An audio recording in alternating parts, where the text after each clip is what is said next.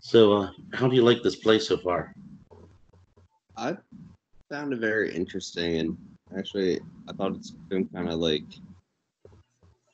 relatable to what I've been like going through, like my summer classes. Like, I feel like I am Carol, and like the fact that I'm like so confused. I'm like, what is going on? Like, I'm reading the stuff, I'm reading the book, but I like don't get it. I don't get it. I thought it was funny how like I could like relate it to myself in that way. Yeah, especially since we're all online now, it's so much harder to talk to the teacher and try to get clarification. Yeah, exactly. Like it felt almost like it was made like just for us. That's why I love this play, because it is so relatable to students. You've all had a teacher like John at some point. I hope I'm not one of them.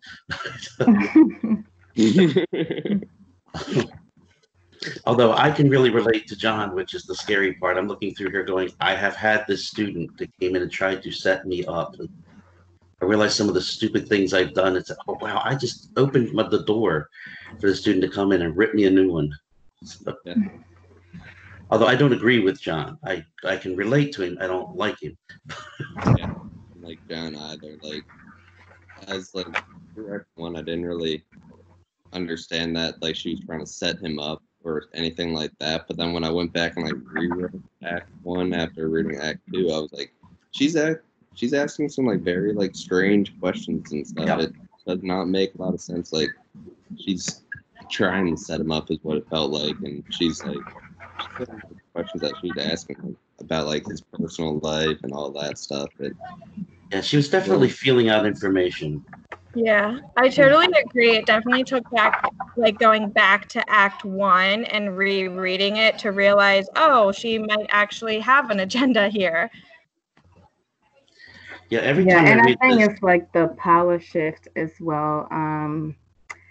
I feel like as the play comes to an end, the she gets in more control of the conversation and what's going on. And I thought that was really interesting. yeah, that's one of the interesting thing about the play is the power balance shifts. In Act One, John clearly has the power. He's in control of her grade. And as she says, he's in control of her entire college career right at this moment. And then we get to Act Two and we see that she's got some power over him now because of some stupid things he said. But he's still, it can be taken care of. It still isn't out of control. And as you're going to see when you read Act Three, it spirals out of control and Carol's in control now.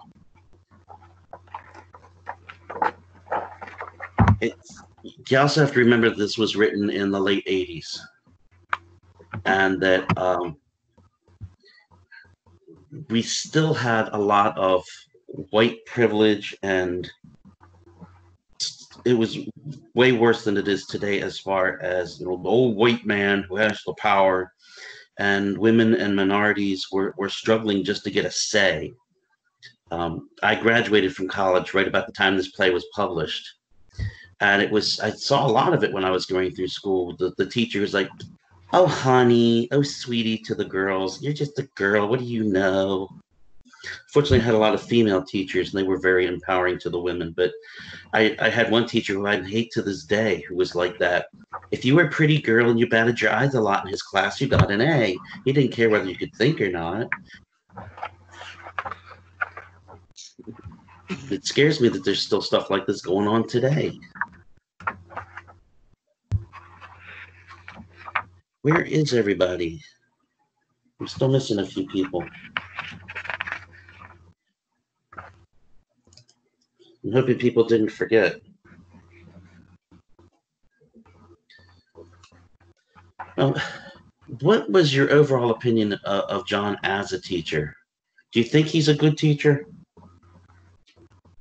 I didn't think he was really a good teacher. I thought he was kind of like selfish. He was seemed to be like thinking just of himself for the most part, and didn't really care so much for like his care for like Carol, I would say, and like how she did in the class. He was more worried about like getting his tenure, and so far as like just making sure like he was okay.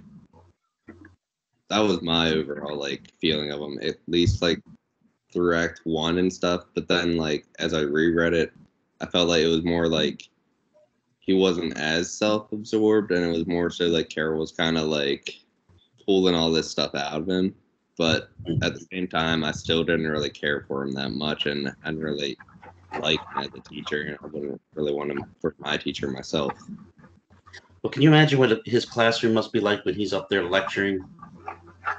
Would this be a classroom? Would you feel comfortable asking questions and trying to get discussion going? No, definitely. Nah, and I also think he pretends to be a good person. There are people that um, try to not be themselves for public opinion, and I feel like that's exactly who he is. Trying to show like this good side that he really doesn't have. So. Yeah, you start realizing. Well, let's back up a little bit. Our first encounter with John is he's on the phone, and who is he talking to? Do you remember? It was his wife, right? Yeah, he basically goes back and forth between his wife and his real estate agent Jerry, and he's mainly talking to his wife. Now, you should be able to get some kind of impression as to his relationship with his wife from these phone conversations. What do you think his life is like at home?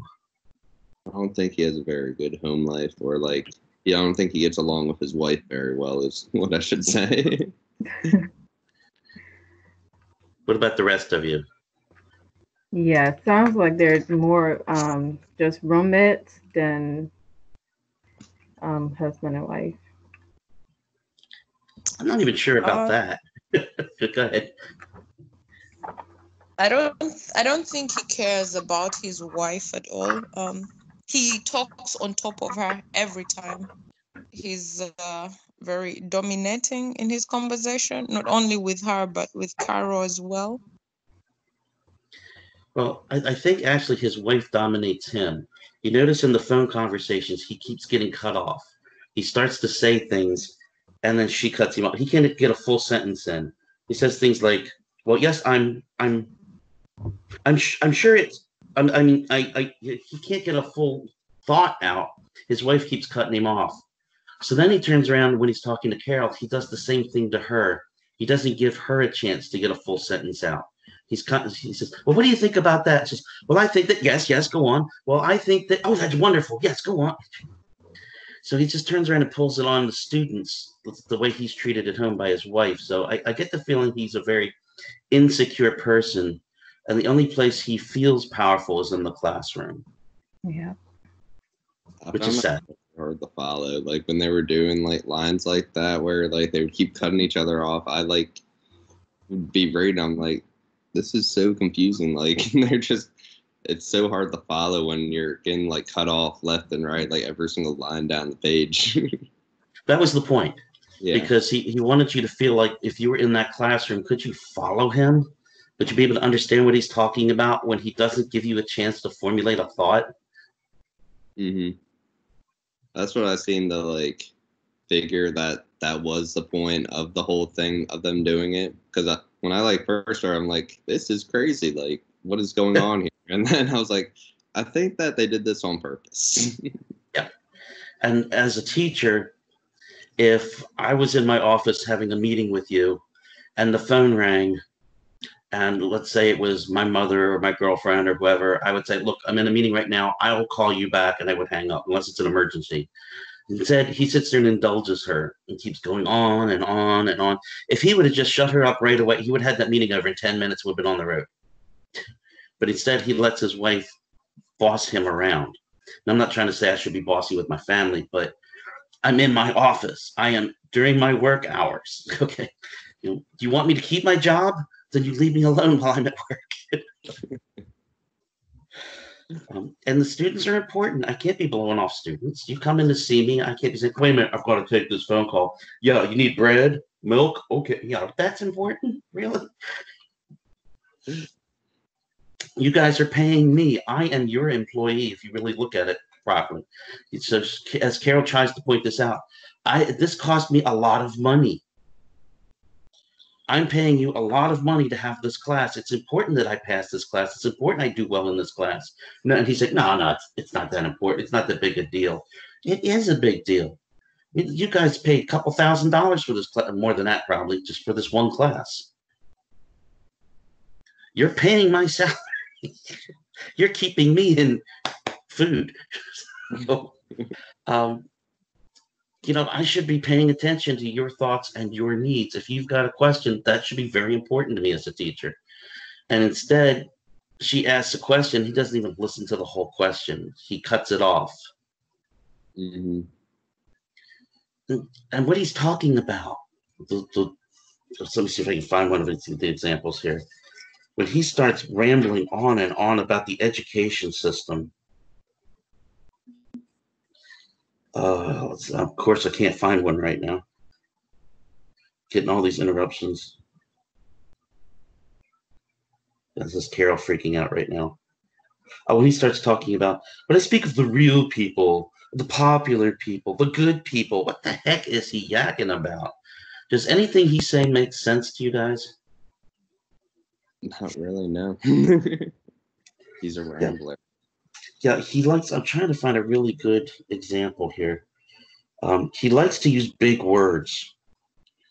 He likes to mystify them, showing off how intelligent he is. There was one of them that he was saying something, and Carol was like, "What's that mean?" And he was like, "The model." Yes, he doesn't even know what it means. I know what that word meant, and I'm looking at it going, that's not what he's talking about. When he tells that so-called dirty joke. Did you understand what the deal was with that joke he told? That when I was young, somebody told me, are you ready for this? The rich copulate less often than the poor, but when they do, they take more of their clothes off. Yuck, yuck, yuck, yuck, yuck. The heck is he talking about there? Did you understand that joke? It probably went over my head. Yeah, well, you have to really take it apart and translate it. The real joke, and this is the version you would hear in the bar, is how are the rich different from the poor? Well, the rich fuck less often than the poor, but when they do, the rich take off all their clothes. Meaning that it's an insult to the poor people. Meaning that, sure, I'm rich, but I don't have sex that often, but when I do, I can afford to get naked because my house is warm. But they're obviously not very loving people, even though they live in a warm house. Yeah. It's a stupid point he's trying to make, and it doesn't relate to anything else in that Carol's trying to figure out. Let's see, where's another example here?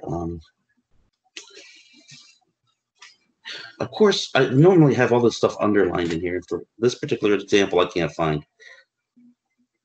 No, I'm getting into where he sexually harasses her now. I've gone too deep.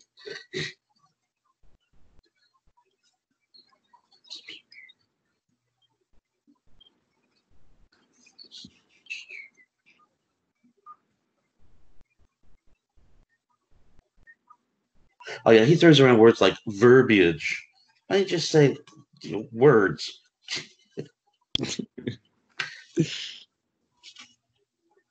What an imbecile I am. I am incapable of. He loves multisyllabic words.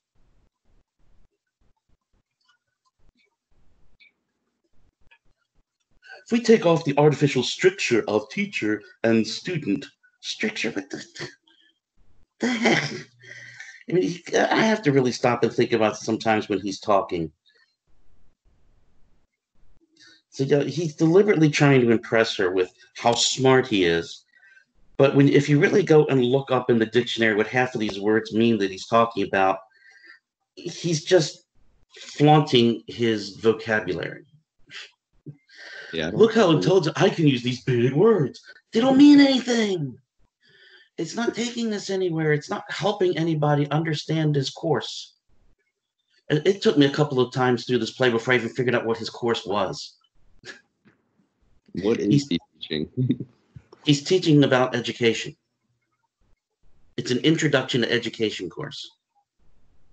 An introduction too, huh? Yes, it's a 101. Wow. And he's talking like they're getting their doctorate here. I've got a master's degree in education, and I'm reading through this going, I got to look some of this stuff up. I do not follow what this guy's talking about. Oh, but you're kidding me. That's what he's talking about? That's like simple crap. Right. I've taken an intro to education course, and I did not think that was the course he was trying to teach. I thought it was like some type of master's class that he's teaching. Yep. This is Carol's first year in college. The impression, at least that's the impression I get. And this is an intro level course. This is just something that they have to take to get through their basics so they can get to the major that they really want to study. And he's making it extremely difficult for them to get through the course. How many of you have had to take statistics? I have. Do you see any reason for taking that course? Absolutely not. Yeah, exactly. I had to take that course.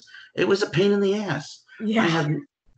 Unfortunately, as a teacher, if I do research, yes, statistics becomes important. But otherwise, no, I don't really need to understand this crud. It's just a lot of math, and it frustrated the heck out of me. And it was one of the lower grades that I got. It was just enough to keep me from having a 4.0. Right, right. Sometimes they just put these courses on here because somebody needs to justify their job. Nobody will take my class if we don't require it. I know.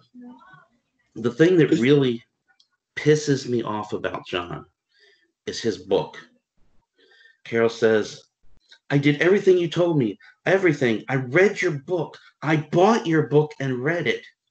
He wrote the textbook and then required them to buy it. Wow. Yeah. Of course, too. He's writing textbooks. I mean, he even admits later, need to read the book. Forget the book. It's not that important. But he wanted that money from everyone to buy it. If you're requiring them to buy it, that's selfish. Exactly. I had a teacher when I was going through college who made us all buy the textbook, and we never used it. And we got to the end of the semester, we're like, we never touched this textbook. And this was back in 1983, when the average textbook cost about $40. And we spent close to $100 on this damn textbook, and we never opened it. We were all really upset about this. And then one of my classmates pointed out, you know why we had to buy it? Look who wrote it. And there was my professor's name right at the top. Wow. So angry about that. If I write a textbook, I'm going to let y'all get it for free. Okay. Right. Or at least use it. If you're going to require people to buy it, at least use it in the material. There's so many things about John that frustrates me. He is so stuck up on himself, and he is so insecure. He talks about his childhood. People made him feel dumb. So he doesn't want to feel dumb, so instead he makes other people feel dumb. That's the first sign of a bully. A bully is usually being bullied at home. So the bully then comes to school and turns around and makes other people miserable. The bully feels better about him or herself. And so in this sense, John's a bully. All his life, people told him he was dumb. So what's he do? He goes into the classroom and makes other people feel dumb. Now he feels smart. It's terrible. And here's Carol sitting there going, I'm really trying to understand your class.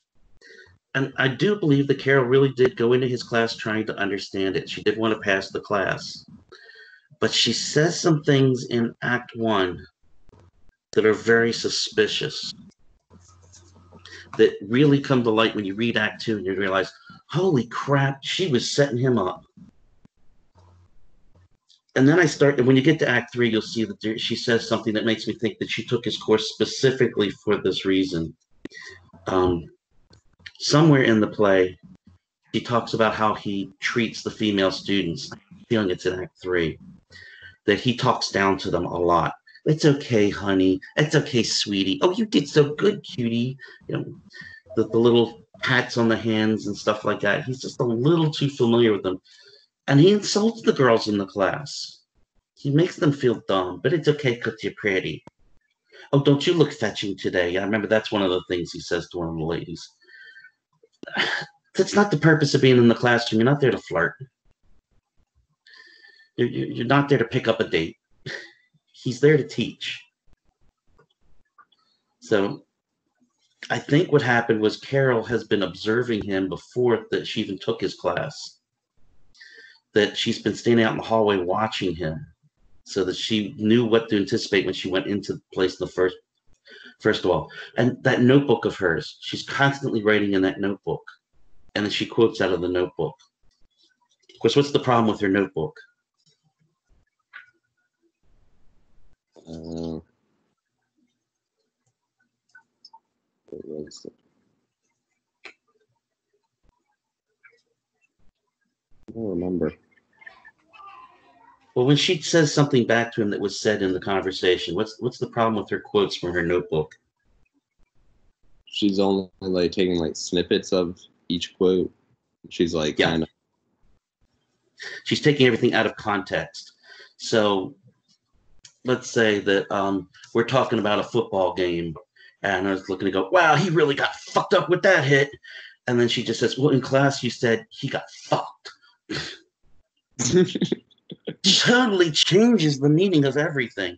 And by not saying that it was in regard to a football game, again, leaves it really open-ended.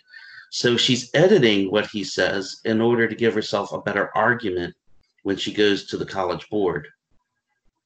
So when she talks to his superiors, she can really make him look bad. I wonder if that would work though really back then. Because like if you're just writing stuff down like that, like writing down quotes per se. It still works today, because I had when I was teaching at Falston High School, I had a student that all the teachers, every teacher in the school agreed with me, this girl was a bitch. She was one of my teachers actually said, she is so evil, she should be taken out of the world. Everybody hated her. Her fellow students hated her. But I was goofing around, trying to be funny, and I said something in class one day, and she ran right to the principal's office and took a chunk of it, told him what I said, and then tried to get me fired. That is pretty messed up. And I went through 2 months of hell defending myself about all this, and it wound up all going away. But they'll believe if you've ever read The Crucible, Are All the Accusers Holy? They'll believe the little girl over the teacher who's been with you for 20 years every time. Yeah. Crazy world we live in. Well, they're also afraid of getting sued. Yeah, I bet. Afford litigation. I'm trying to find. It's halfway through Act 1 that Carol starts accidentally revealing herself. Yeah, she says things like, there are people out there, people who came here, people who want to. Why is she talking about all these people? She should just be talking about herself. So that threw me at first until I realized later that she's talking about, I've got these people who are backing me up, all these people who are supporting me. So it's not just Carol. She's got a group. And she keeps accusing him of calling her stupid. He never called her stupid. He never once insulted her intelligence. But she's trying to get him to say something that she can use against him there.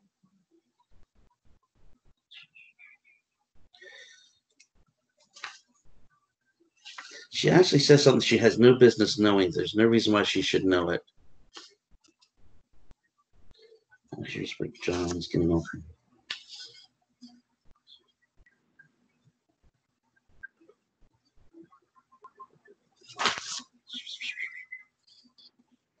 Yeah, like she suddenly says, oh, you're buying a new house because of your promotion. How does she know about his promotion? He's never said anything about the promotion up to this point. At like He's first I thought that it was like maybe he said something like in class or something, but then as I like read, I was like, she probably like looked into this some more, and she was like probably researching it to like find out stuff about him. That's it exactly. She was doing her homework before she came in here. When you go, if you go back through Act One, it's easy to see that she can figure out that he's talking about buying a house.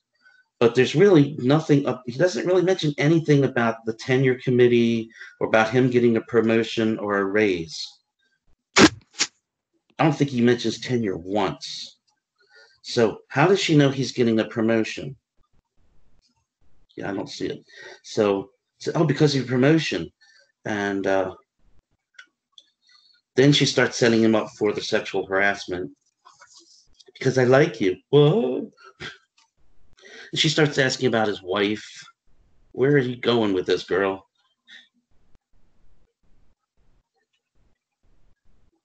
And then she gets him to talk about the tenure committee. So he says the tenure committee is a bunch of idiots. They're a joke. I wouldn't let one of them wax my car. Oh, John, you fool, you fool.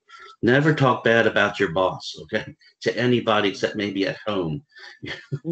Don't let people know how you really feel, because they will come back to bite you every time. This is why John's such an idiot to me. It's like, will you shut up? Do you know what you're saying? Yeah, he's like setting himself up for failure too here. Oh, yeah. There's no one here but you and me. Ooh. Yeah, it makes me wonder if he really was trying to get her into bed or not. You don't have any definite evidence. He comes over and starts rubbing her shoulders. He could just be that stupid, or he could be really sexually approaching her, trying to get her into bed. We'll never know for sure because she cuts him off. When they reenact the play and like didn't they like make a movie out of this too? Yes, they did, and like show it as he was actually trying to like. How did they like show it in the play or in the movie? I haven't actually watched it because I don't want to see their interpretation of it. Mm-hmm. I want to get my own idea of what's going on here. And every time I read it, I change my opinions just a little bit about John. My opinions about Carol stay the same almost every time. But John, and sometimes I'm like, John, you're just a stupid idiot. I can't stand you. And sometimes like, God, you're just such a victim. You're a victim in life, and life is just running you over. So I really don't want to watch the movie, although the movie is supposed to be very good. In fact, the guy who originated the part of John is in the movie. Yeah. And now they couldn't use the girl who originally played Carol because she was like in her 30s by that point in time. But the woman that they did hire to play Carol does a very good job of recreating what the original Carol did. So I hear it's a very excellent movie. You guys want to go watch it? It's for free on YouTube.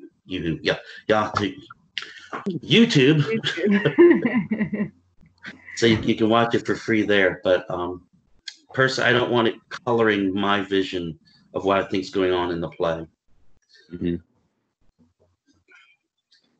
Because part of it is that David Mamet actually preferred Carol. He was in favor of Carol, despite as obnoxious and evil as Carol gets in the play. He still was supporting her over John. He wanted to destroy teachers like John. So, like, watching the play, I might totally change my opinion. I'm not sure I want to do that. Not again. Yeah, there's one other time, and I can't find it now, but there's another spot where Carol says something she really shouldn't know. Oh well, I'm not. I have to go back through here and start highlighting more things.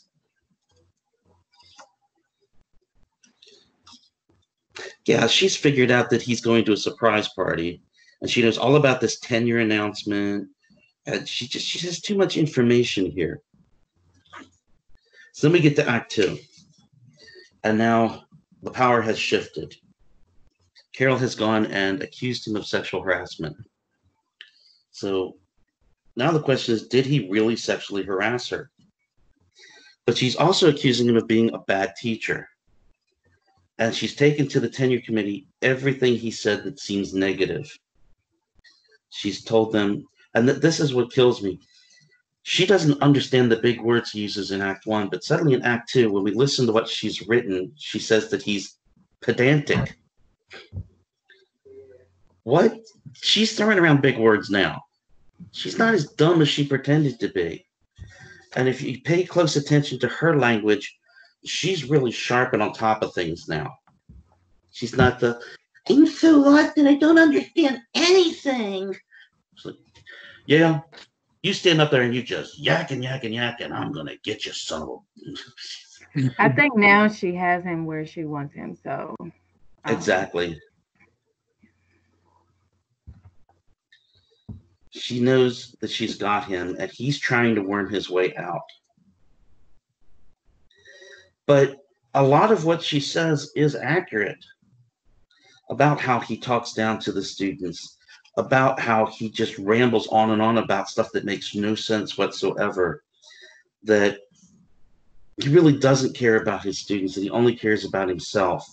Whether or not the sexual harassment was real, her accusations about him as a teacher are accurate, and that he probably doesn't deserve tenure because he doesn't care about his students. Oh, this is a good one right here.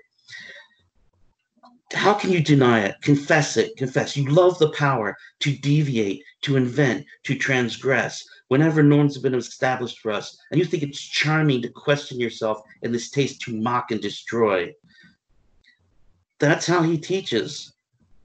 Haven't you ever had a teacher that makes you feel like you're stupid? Yes. There's actually a couple of them here at Hartford that we're trying to get rid of who do things like this. They get up in front of their students and say, oh, that was a stupid answer. How could you say that? That they feel better about who they are because they make fun of their students. Got one right here in the English department.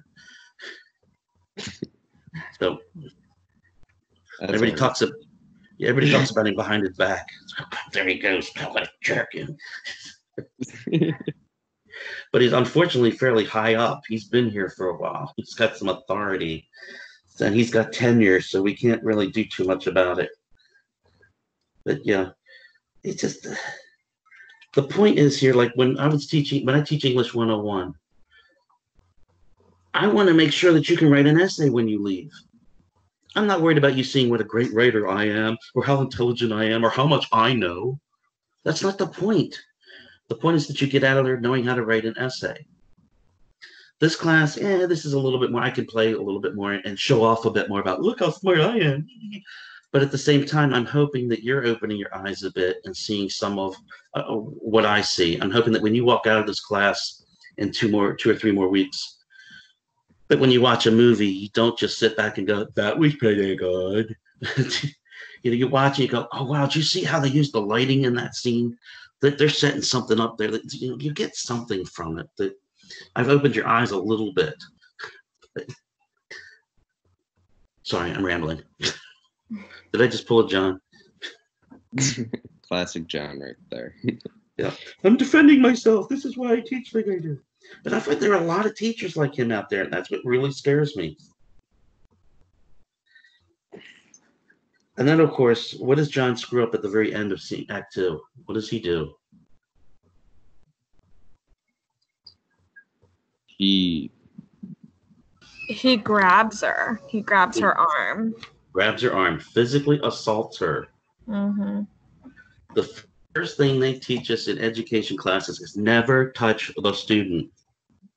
Unless they're lying on the floor bleeding or having a stroke or something, never touch the student. And that's hard because as a teacher, a lot of times we sympathize, we empathize. I have students come and just break down and cry in my office sometimes. And I want to be able to say, it's okay, you'll get through this. I want to be able to hold their hand or something. I don't dare touch them because you never know how they're going to respond to it.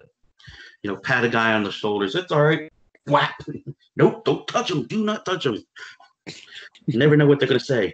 He rubbed my shoulders. No, I didn't. I smacked him in the back. No, he smacked me on the butt. What? And there's no witnesses, so how are you going to defend yourself? That's why we have those big glass windows, so that at least people walking by can see what's going on in the classroom, or in the office, I should say. All right, I want you to go ahead and read Act 3. Act 3 is really eye-opening. We really see just how evil Carol can be and just how destroyed John is. And then you have to wonder, did John really deserve what she did to him? Personally, I don't think anybody deserves what Carol does to John. But he did deserve to have something done. He had to open his eyes and become a better teacher or get out. But I think she goes way overboard. But you make your own decision. You have to understand that also these are not real people.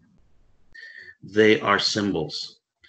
Carol is representing all the injustices that have been done to women by the education system.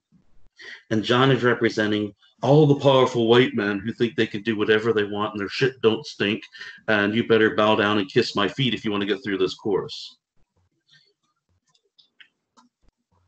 So then you may change your mind when you think about it that way. He's not a real person.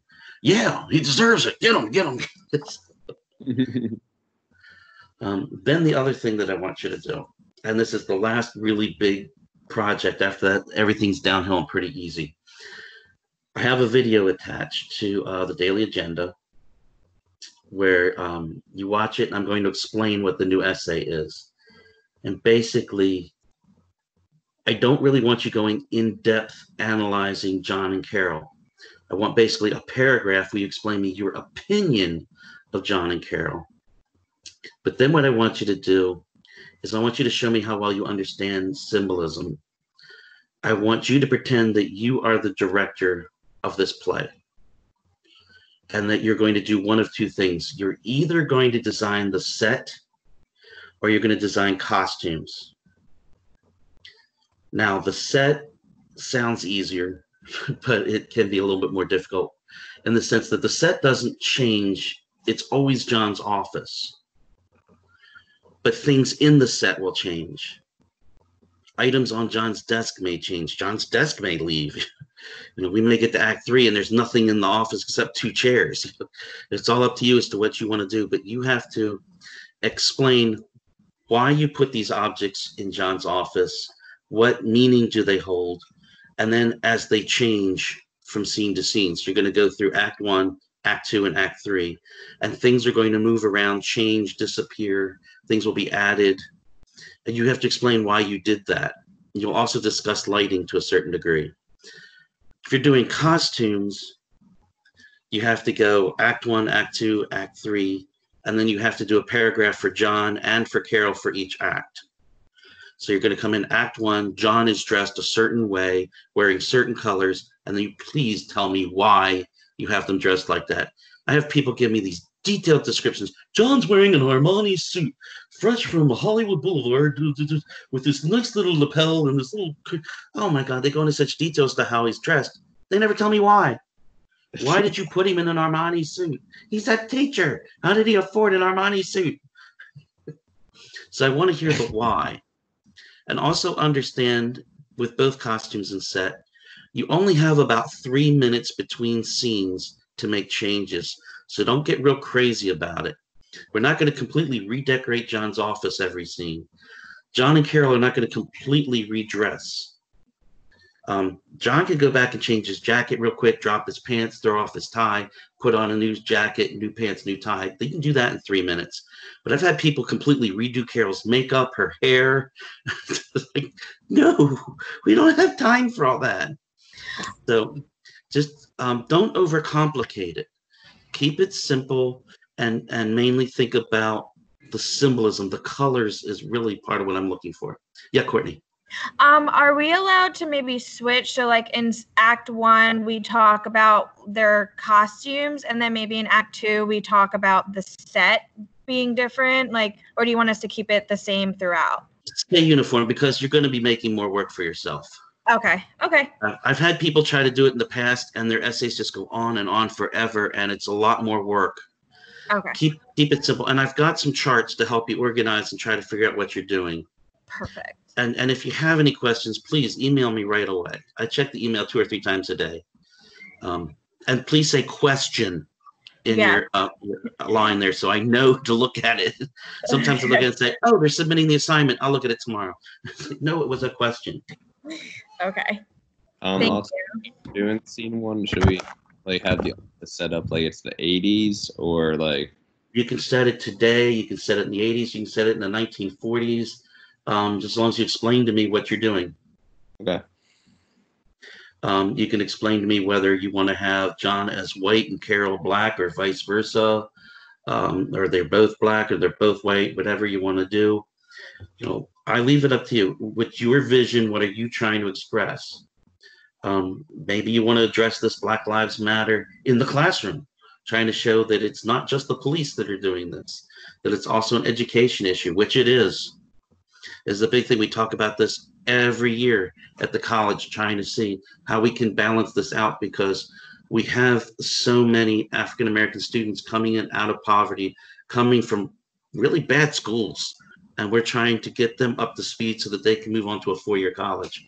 So yeah, there is a big inequity in the education system. So if you want to address that, feel free to go for it. I want to see how you think. So you're just taking the raw words on the page and then applying your vision to it. So as long as you can explain why you did it, go for it. I just don't want you to say, I did this and that's what I did.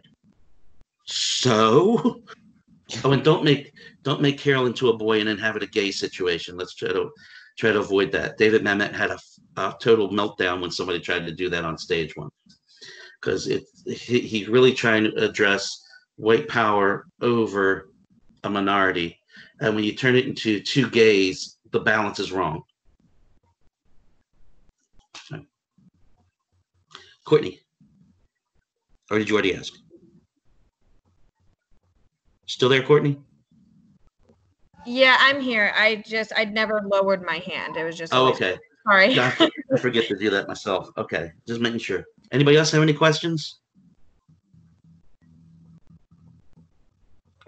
Okay, I'm going to post this meeting on the daily agenda. So if you want to go back and re-listen to what we talked about, it'll be there. But really, don't overthink this paper. Actually, most people tell me this was a fun paper. They really enjoyed doing it. It's going to be about 8 paragraphs.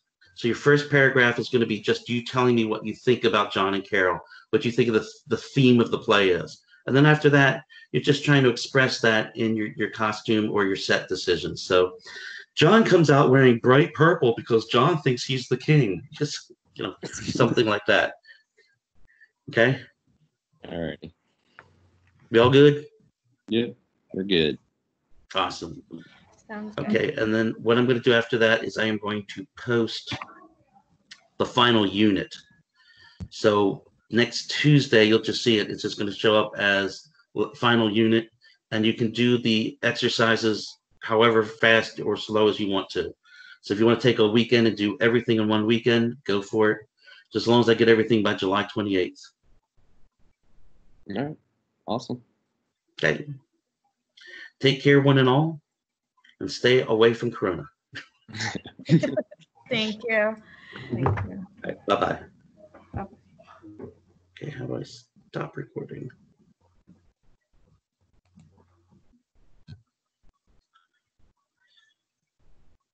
Yes.